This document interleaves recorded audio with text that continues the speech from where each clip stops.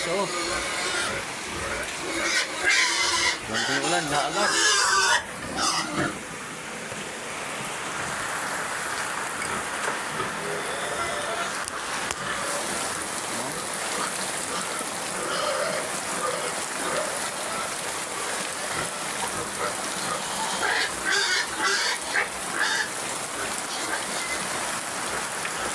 Ayan ang sapa guys, baha agad guys.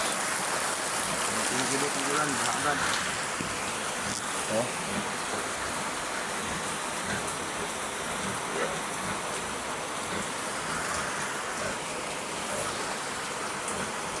Oh. Ayan ang sapa.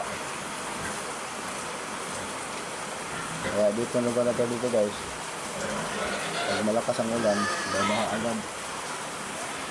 Pero pag ganito lang naman, hindi naman naabot sa bahay. Sa kulungan namin. Ayan ang kaganapan ito ngayong tanghali guys. Nandito pa kami sa Babuyan. Kasi pangalawang araw pa lang namin dito. Walang gawin simula nung nanganak ang baboy kagabi. Dito pa rin kami nagtulog guys. Babantayan pa namin yung lugar. Ang baboy namin. Ayan guys oh. Hirap ng tagay magkuha ng video guys kasi nandito ako sa loob. Pinalusot ko na lang yung cellphone ko dyan sa butas. Nagawa pa ng paraan para makakuha ko ng video para sa inyo. Para may upload ako. Yan ang sapa.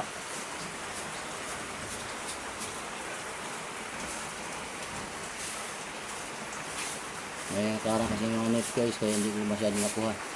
Kunan yung anggulo ng baha. Oh, ayan.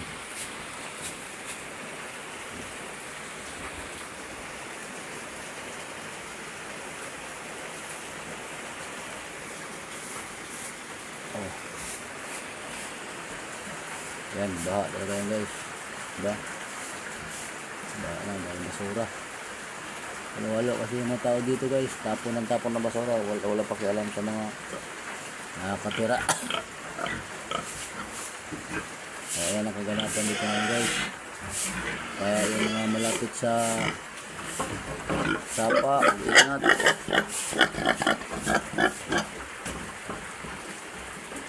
Ingat na lahat. Nandito yung dalawang baboy ko guys. Maingay.